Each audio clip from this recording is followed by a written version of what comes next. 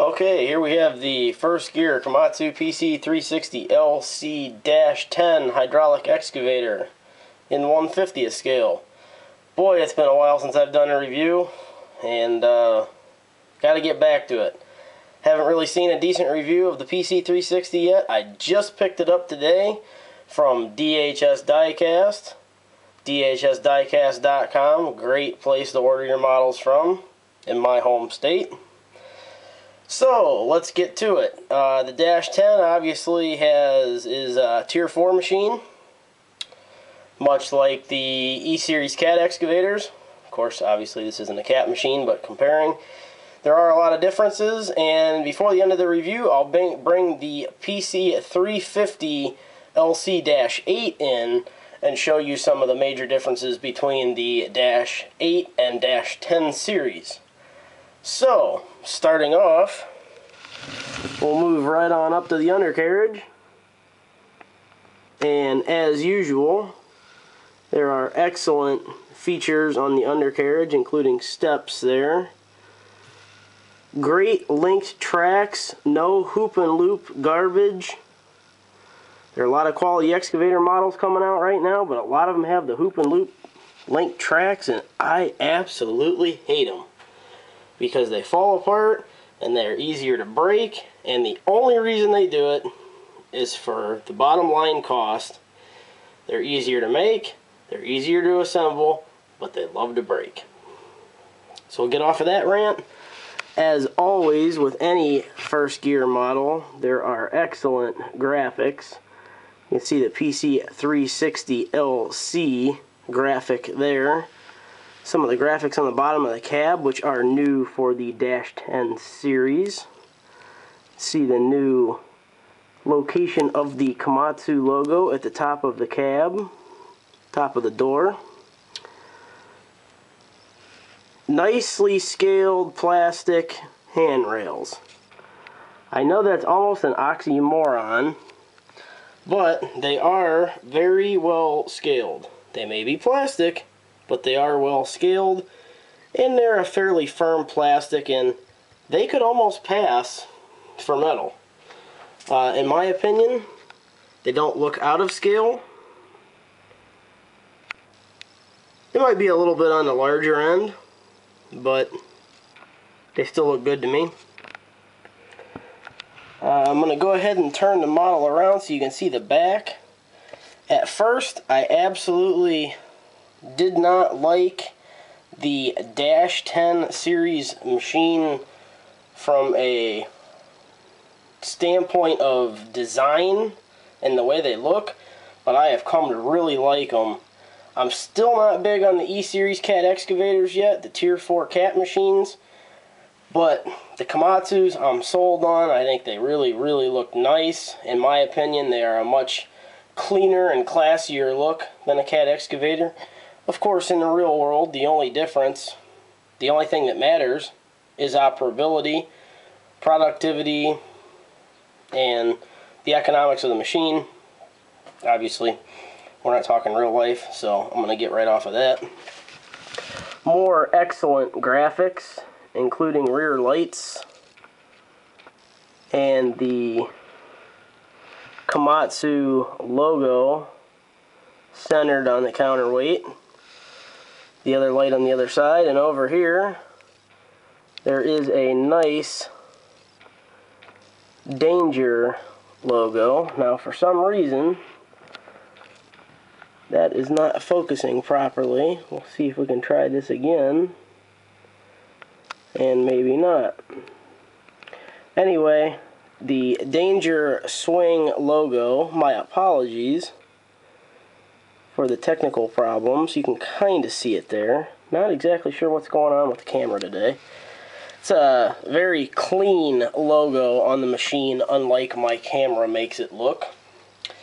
They have changed the rear view backup camera design significantly, and the eyelets on the counterweight are almost non-existent. So that's a downside, no big deal. Go ahead and turn it around so you can see the other side of the machine. Now, I was on edge for a long time about buying this model. I've seen a lot of pictures of it. Seen a couple of reviews, non-video reviews, which is why I really wanted to do this. And I will be back with more reviews very soon. Don't worry, I'm not done. Just very, very busy. But I wanted to get this review out there since I hadn't seen any real Komatsu PC360 reviews at all, model reviews at all on YouTube. I decided I would go ahead and do this one today. On this side of the body, and it may be hard to see if my camera doesn't want to play nice, there you go. That is a new casting on the right side of the machine. Again, another very clean PC360LC graphic. Komatsu graphic again is very clear. Again, an excellent undercarriage, excellent triple grouser tracks with functioning rollers. It's a big plus. The boomstick and bucket don't seem to move quite as much on this model as the past models. That's curled all the way in on the bucket. That's all the way in on the stick, and that's how deep it goes. So you cannot curl the machine all the way in and put it on a low boy. That is very disappointing. And if anybody from First Gear is watching and you guys happen to do a second run of those, you need to fix that. I am not fond of that at all. I'm not positive. I think the PC300 and the PC350, I believe, have a little bit better range of motion. I'm not 100%. Again, I'll bring the PC350 in here in just a minute. Again, we have new handrails that were not previously on the machine. There is a mirror there, and a mirror right there, as you can see. Again, in my personal opinion, these don't look out of scale. Some people may think they do. That's fine. Go ahead and pull this out and show you the top of the machine. There's a lot of nice castings in the top of the machine.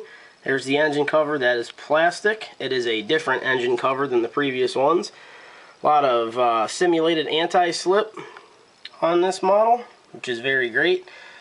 One of the things they've done an excellent job on the 300 size Komatsu excavators is the hydraulic lines. In my personal opinion, they are among the best raised hydraulic lines on any machine. Overall, although there are some issues with the movement of the model, there it is all the way up. We'll bring it back down to eye level and curl it all the way out. There you can see. And that is all the way out and extended. It is not all the way up. Put the model all the way down. There you can see stretched out. It is pretty nice. Dig depth is moderate.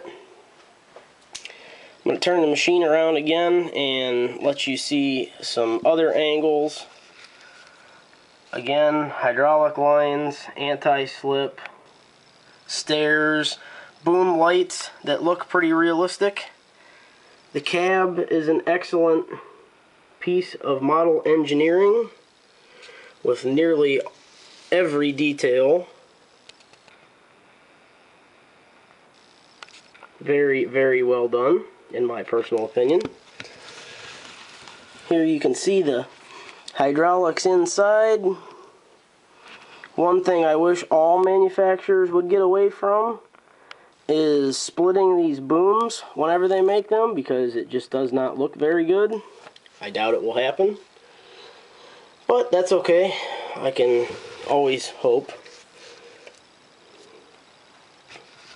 So overall, that's about it for this model. Even with its range of motion issues, I think it is a great piece. I think it's worth the money. I picked this one up for somewhere in the neighborhood of $72. I like it a lot for that price. Now I'm going to go ahead and bring in the PC350 and show you the differences. And I will be doing a review of the PC350. Now, until I just did that, I did not realize that's curled all the way in and all the way down with the PC350. We're going to do that again with the PC360 and show you. I'm going to turn these around and put them front to back. There is a big difference in not being able to get it all the way down and being able to hold the tracks off the ground. Big difference. That is a disappointment, absolutely, on this model. Most definitely. So, with that in mind, I want to go real quick and show some of the differences. On the left, of course, is the PC360LC-10. On the right, the PC360LC-10. You can see in the counterweight some of the many differences. And I will give a quick overview. There are many differences, obviously. The PC360LC-10 is a completely new casting for anybody who does not know. There's very few recycled parts on it. I'll put them back to back real quick so you can see that. And then I'm going to go ahead and cut this review off. Well, so there you go. There is a little size difference. Obviously, the bodies on the Tier 4 machines are a little bit bigger than the Tier 3. So I hope you've enjoyed this review. Please like Mike's Models 2011 on Facebook. If you haven't already, subscribe for all the latest scale model news and reviews. Thanks for watching and have a great day.